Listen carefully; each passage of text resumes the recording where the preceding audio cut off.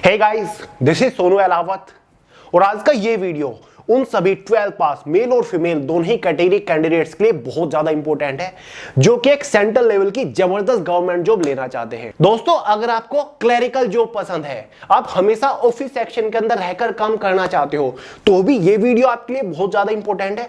या फिर अगर आपको डिफेंस की जॉब पसंद है, आपको यूनिफॉर्म वाली जॉब पसंद है, तो भी आज का ये वीडियो आपके लिए बहुत ज्यादा इंपॉर्टेंट है। देखिए दोस्तों, सीधा मुद्दे की बात करते हैं। आज से 5-6 दिन पहले मैंने आपको एक वीडियो प्रोवाइड किया था जिसमें मैंने आपको सीआरपीएफ हेड कांस्टेबल मनिस्टर और एएसआई की वैकेंसी के रिगार्डिंग जो एक नोटिस वायरल हो रहा था उसके बारे में सारी जानकारी दी थी, उसकी रियलिटी के बारे में बताया था कि भाई अभी इस वैकेंसी का कोई भी ऑफिशियल कंफर्मेशन नहीं है, ये जो नोटिस वायरल हो रहा है ये पूरी तरीके से फेक है।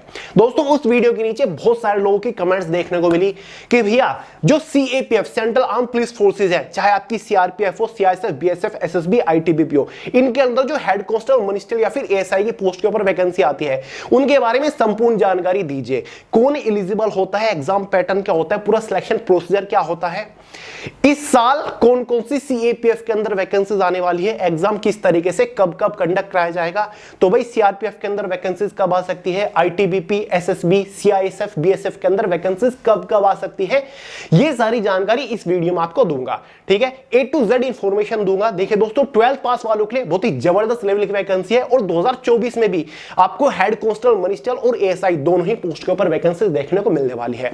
तो चलिए दोस्तों, इस वीडियो में हम डिटेल सिलेक्शन प्रोसीजर के बारे में तो बात करेंगे, साथ ही पोस्ट और वैकेंसीज को भी डिस्कस करने वाले हैं कि भाई किस सीएपीएफ यानी कि किस फोर्स के अंदर, किस पैरामिलिट्री फोर्स के अंदर कौन सी पोस्ट के ऊपर कितनी वैकेंसीज कब आ सकती है।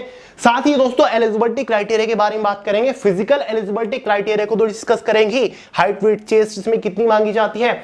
साथ ही दोस्तों एजमेंट, एजुकेशन, क्वालिफिकेशन को डिस्कस करेंगे, force wise exam pattern, exam syllabus force wise आपको डिटेल के साथ समझाऊंगा कि भाई सीआरपीएफ हेड कांस्टेबल मनिस्टर का क्या रहता है, BSF, CISF, ITBP, SSB, Delhi police का क्या रहता है। स्किल टेस्ट को डिस्कस करेंगे, मेडिकल टेस्ट के बारे में जानकारी दूंगा, सिलेक्शन होने के बाद इनिशियल इन हैंड सैलरी क्या रहेगी जो कि काफी बेहतरीन होती है, exam centre, job location, job profile, promotion opportunity के बारे में बात करेंगे। तो आज का ये वीडियो बहुत ज्यादा यूनिक, बहुत ज्यादा इंफॉर्मेटिव रहने वाला है, इसलिए अपने दोस्तों के साथ भी जरूर शेयर कर दीजिएगा।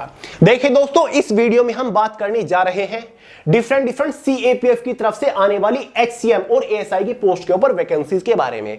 सीएपीएफ का मतलब होता है सेंट्रल आर्म पुलिस फोर्सेज, जिसको हम पैरामिलिट्री फोर्सेज भी बोल देते हैं, जिसमें हमारे सीआरपीएफ यानी कि central reserve police force, CISF central industrial security force, BSF border security force, ITBP Indo Tibetan border police, SSB सशस्त्र सीमा बल और साथ ही दिल्ली पुलिस भी आती है। पोस्ट कौन कौन सी निकलती है हमारी इन सभी फोर्सेज के अंदर, हेड कांस्टेबल मनिस्टर जो कि एक 12th लेवल की पोस्ट है, इसी के साथ साथ ASI assistant of sub inspector की पोस्ट निकलती है, यह भी मनिस्टर की पोस्ट है, यानी कि ये दोनों पोस्ट हमारी क्लरिकल है। कहने को डिफेंस के अंदर है, वर्दी आपको मिलती है, यूनिफॉर्म आपको मिलती है, लेकिन काम आपको क्लरिकल करना पड़ता है। कोई भी फील्ड ड्यूटी, कोई भी फिजिकल ड्यूटी आपकी नहीं होती, आपको हमेशा ऑफिस सेक्शन के अंदर रहकर कंप्यूटर बेस्ड काम करना होता है। दोनों ही ग्रुप सी की पोस्ट है, ऑल इंडिया की वैकेंसी होती है, मतलब ऑल इंडिया से कैंडिडेट्स फॉर्म अप्लाई कर सकते हैं। खास बात यह है कि दोनों ही पोस्ट के लिए 12 पास कैंडिडेट्स एलिजिबल होते हैं। डिफरेंस इतना है, हेड कांस्टेबल मनिस्टर की हमारी लेवल 4 की पोस्ट होती है, एएसआई की हमारी लेवल 5 की पोस्ट होती है, यानी कि एएसआई की पोस्ट के ऊपर आपको सैलरी काफी बढ़िया देखने को मिलती है, साथ ही यूनिफॉर्म पे 1 स्टार भी आपको देखने को मिलेगा। बाकी सिलेक्शन प्रोसीजर में क्या क्या डिफरेंसेस हैं वो सारी चीजें आगे इस वीडियो में मैं आपको बता रहा हूं। पहले एक बार प्रीवियस डेटा के ऊपर नजर डाल लेते हैं, पिछले 1-2 साल में कौन कौन सी फोर्सेज के अंदर हेड कांस्टेबल मनिस्टर और एएसआई की पोस्ट के ऊपर कितनी कितनी वैकेंसी निकली है, सिलेक्शन प्रोसीजर में कितना टाइम लगता है, पहले उसके ऊपर नजर डाल लेते हैं। देखिए दोस्तों, हर साल किसी ना किसी सीएपीएफ के अंदर इन दोनों पोस्ट के ऊपर वैकेंसीज दिखी जाती है, चाहे कुछ भी हो जाए, चाहे आप प्रीवियस डेटा देख लो। 2022 की अगर हम बात करें, बीएसएफ के अंदर हेड कांस्टेबल मनिस्टर और एएसआई की पोस्ट के ऊपर टोटल 323 वैकेंसी आई थी। फॉर्म आपकी 8 अगस्त 2022 से शुरू हुए थे, एग्जाम आपका दिसंबर के तीसरे वीक में कंडक्ट कराया गया था, रिजल्ट आपका 1 मार्च 2023 को आ गया था। साथ ही दोस्तों सीआरपीएफ हेड कांस्टेबल और एएसआई की पोस्ट के ऊपर वैकेंसी 2023 में आई थी। टोटल वैकेंसी 1557 थी। दोनों पोस्ट को कंबाइन करके फॉर्म आपके 4 जनवरी 2023 से स्टार्ट हुए थे। साथ ही दोस्तों एग्जाम आपका 22-28 फरवरी को कंडक्ट करा लिया गया था। सिलेक्शन प्रोसीजर बहुत फास्ट चला और साथ ही दोस्तों फाइनल रिजल्ट इसका जस्ट अभी 3 फरवरी 2024 को आया। यानी कि फिलहाल सीआरपीएफ हेड कांस्टेबल और एएसआई की पोस्ट के ऊपर वैकेंसीज आने को तैयार है। आने को आपकी 1 महीने बाद आ जाए, 2 महीने बाद आ जाए, लेकिन 2024 के अंदर यहां पर वैकेंसीज आपको देखने को मिलेगी। उसके साथ ही आपकी CISF head constable magistrate ASI की पोस्ट के ऊपर 2022 में 540 वैकेंसी आई थी। यहां पर देखिए फॉर्म आपके 26 सितंबर को स्टार्ट हुए थे। साथ ही दोस्तों स्किल टेस्ट का रिजल्ट 21 फरवरी 2024 को जारी कर दिया गया। यानी कि दोस्तों 2022 में बीएसएफ की भी वैकेंसी आई, सीआईएसएफ की वैकेंसी आई और उसके अगले साल 2023 में पिछले साल यानी कि सीआरपीएफ के अंदर वैकेंसी आई। उसी के साथ साथ 2022 में आईटीबीपी के अंदर भी हेड कांस्टेबल मजिस्ट्रेट एएसआई की पोस्ट के ऊपर 248 वैकेंसी आई थी। फॉर्म 8 जून को स्टार्ट हुए थे, साथ ही लास्ट डेट 7 जुलाई थी। उसी के साथ साथ 2022 में भी दिल्ली पुलिस के अंदर हेड कांस्टेबल मजिस्ट्रेट की पोस्ट के ऊपर 835 वैकेंसी आई थी। फॉर्म 17 मई 2022 को स्टार्ट हुए थे। Form last date final result आपका 27 दिसंबर 2023 को भी जारी कर दिया गया था। यानी कि दिल्ली पुलिस का भी फाइनल रिजल्ट आ चुका है, इसके अंदर भी वैकेंसी आने को तैयार है।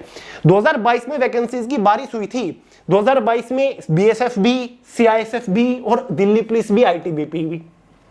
उससे पहले एसएसबी हेड कांस्टेबल मजिस्ट्रेट की वैकेंसी आई थी। 2021 में 115 वैकेंसी थी। फॉर्म आपके 24 जुलाई 2021 से स्टार्ट हुए थे। सर्च करके देख लीजिएगा, यूट्यूब चैनल के ऊपर मैंने आपको सभी वैकेंसीज के रिगार्डिंग सारी जानकारी प्रोवाइड कर रखी है। तो इस बार 2024 में सीआरपीएफ, दिल्ली पुलिस और आईटीबीपी के अंदर वैकेंसीज आने को तैयार है। बीएसएफ के अंदर भी वैकेंसीज आने के चांसेस है। जैसे ही कोई भी अपडेट आता है आपको इन्फॉर्म करूंगा। वीडियो के लास्ट में आपको बताऊंगा कि भाई किस फोर्स के अंदर वैकेंसीज कब आ सकती है। अब एक बार बात कर लेते हैं बेसिक इंफॉर्मेशन के बारे में।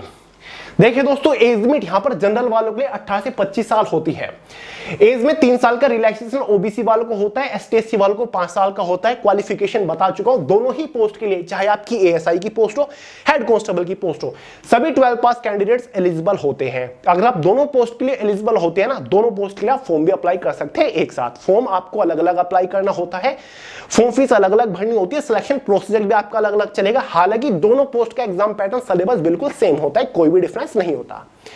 सिलेक्शन प्रोसीजर के बारे में बात करें, चाहे किसी भी फोर्स का आप फॉर्म अप्लाई कर दीजिए, 6 की 6 में से दिल्ली पुलिस को मिलाकर, सिलेक्शन बिल्कुल सेम है। 4 स्टेजेस में सिलेक्शन प्रोसीजर डिवाइडेड होता है। स्टेज फर्स्ट, फेज फर्स्ट में आपका कंप्यूटर बेस्ड एग्जाम होता है। एक आपका ऑनलाइन एग्जाम कंडक्ट कराया जाता है। डिटेल से बताऊंगा किस फोर्स का एग्जाम पैटर्न क्या होता है। फेज सेकंड में आपको फिजिकल टेस्ट कंडक्ट कराया जाता है, डॉक्यूमेंट वेरिफिकेशन होता है। सारी जानकारी आपको दूंगा, height, weight, chest, running, long jump, high jump कितनी होती है। उसके बाद फेज थर्ड में आपका एक स्किल टेस्ट होता है जो कि केवल क्वालिफाइंग नेचर होता है। फेज 4 में आपका मेडिकल टेस्ट होता है क्योंकि भाई डिफेंस की वैकेंसी है। तो चलिए 1 बाय 1 एक एक स्टेज को डिस्कस करते हैं। पहले एग्जाम पैटर्न को समझ लेते हैं डिटेल से। दोस्तों आपके सामने स्क्रीन के ऊपर जो ये एग्जाम पैटर्न है ना, ये बेसिकली सीआरपीएफ, एचसीएम और एएसआई का है। वैसे जो CISF head constable magistrate ASI का होता है, एग्जाम पैटर्न बिल्कुल सेम है दोनों फोर्सेस का, बस क्वेश्चन पेपर की टाइम ड्यूरेशन में थोड़ा सा डिफरेंस है। सीआईएसएफ का भी दिखा दूंगा, पहले सीआरपीएफ का समझिए। 4 सब्जेक्ट आपको प्रिपेयर करने होते हैं। क्वांटिटेटिव एप्टीट्यूड 25 क्वेश्चन 25 नंबर के अंदर, general intelligence reasoning 25 question 25 number के अंदर, जनरल अवेयरनेस, इसको कई बार जनरल एप्टीट्यूड भी बोलते हैं, 25 क्वेश्चन 25 नंबर के अंदर। चौथा सब्जेक्ट या तो हिंदी लैंग्वेज होगा या फिर इंग्लिश लैंग्वेज होगा। ऑप्शन में होता है या तो हिंदी के 25 क्वेश्चन सोल्व कर लो या फिर इंग्लिश के 25 क्वेश्चन सोल्व कर लो। एग्जाम में 100 क्वेश्चन आएंगे, 100 नंबर का आपके पेपर रहता है। सीआरपीएफ के एग्जाम को सोल्व करने के लिए आपके पास 90 मिनट रहती है। 0.25 मार्क्स के एग्जाम में नेगेटिव मार्किंग रहती है। बात कर रहा हूं सीआरपीएफ एग्जाम की।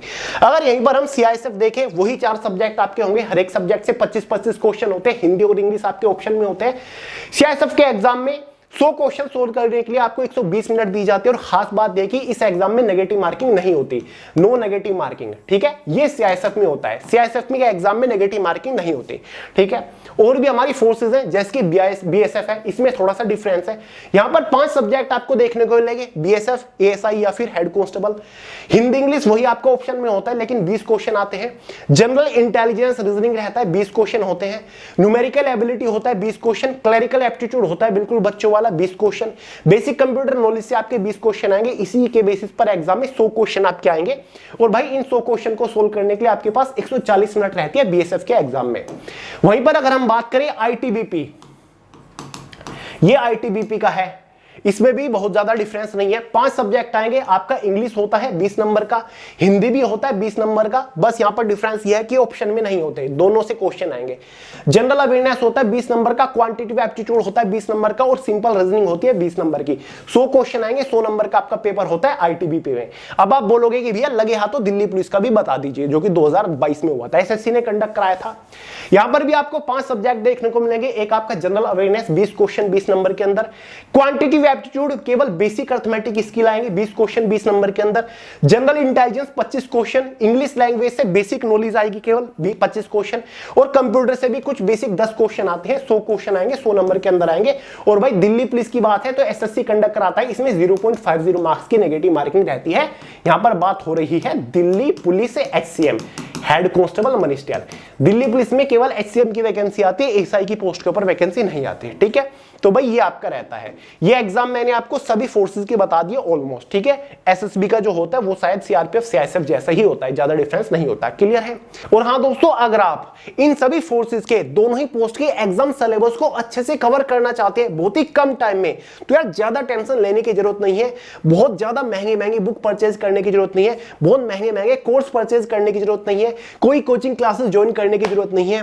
दोस्तों आपको पता ही होगा हमारी खुद की वे टू सक्सेस की चारों सब्जेक्ट की करियर मैगजीन अवेलेबल है, जिसमें आपको इंग्लिश की भी मिल जाएगी, मैथमेटिक्स की भी है, साथ ही जनरल अवेयरनेस की भी है और साथ ही जनरल इंटेलिजेंस रीजनिंग की भी है। तो दोस्तों चारों सब्जेक्ट का डिटेल्ड सिलेबस आप इन करियर मैगजीन से कवर कर सकते हो। खास बात यह कि चारों की चारों मैगजीन बाइलिंगुअल है, हिंदी और इंग्लिश में सभी क्वेश्चन दे रखे हैं, हर एक क्वेश्चन का डिटेल सॉल्यूशन दे रखे हैं, सभी टॉपिक्स आपके डिटेल के साथ कवर्ड हैं।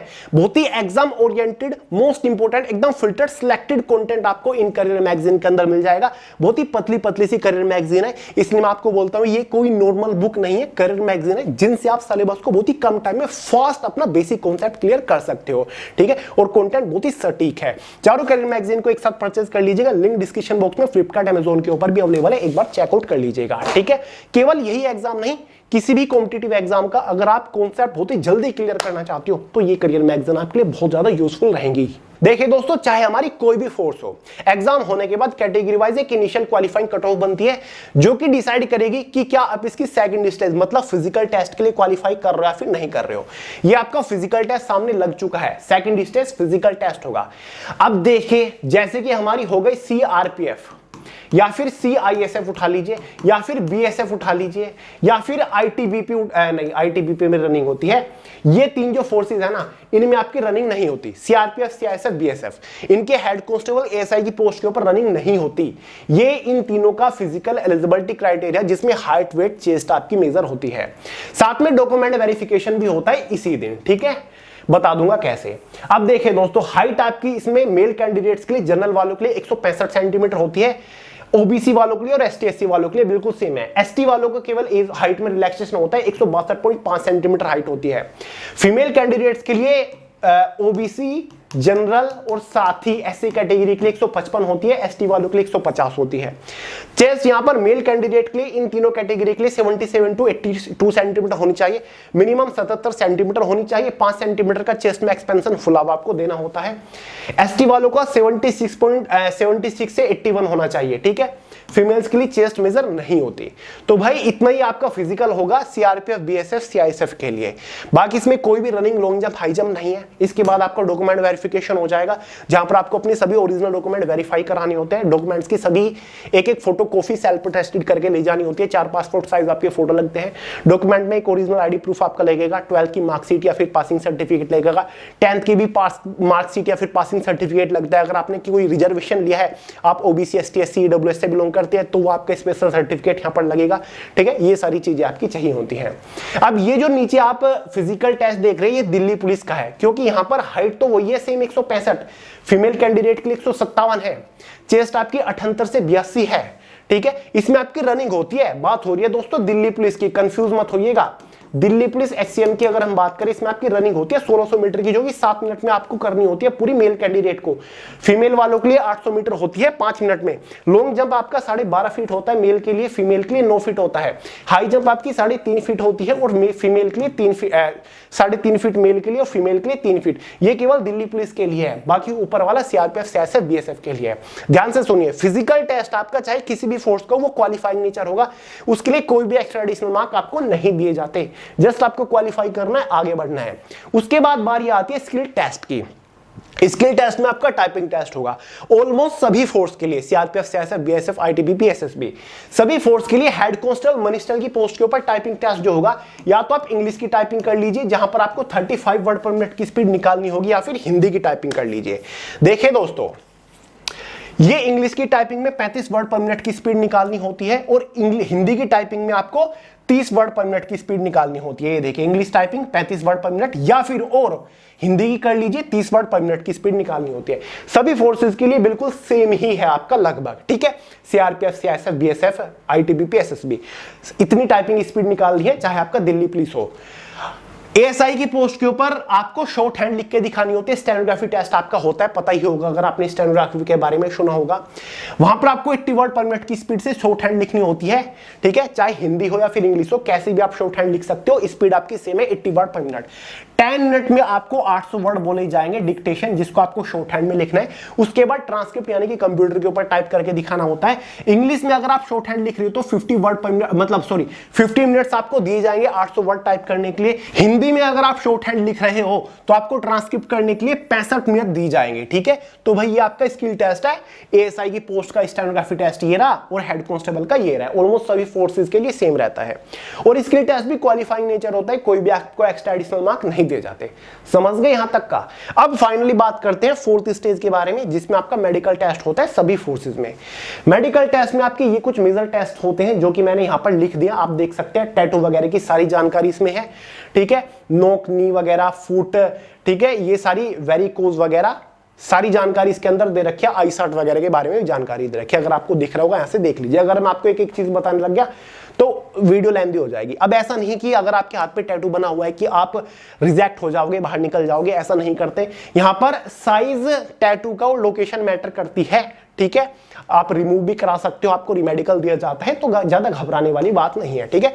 ISAT भी इसमें बहुत ज्यादा सटीक नहीं चाहिए, काम चल जाता है थोड़ी बहुत में ही।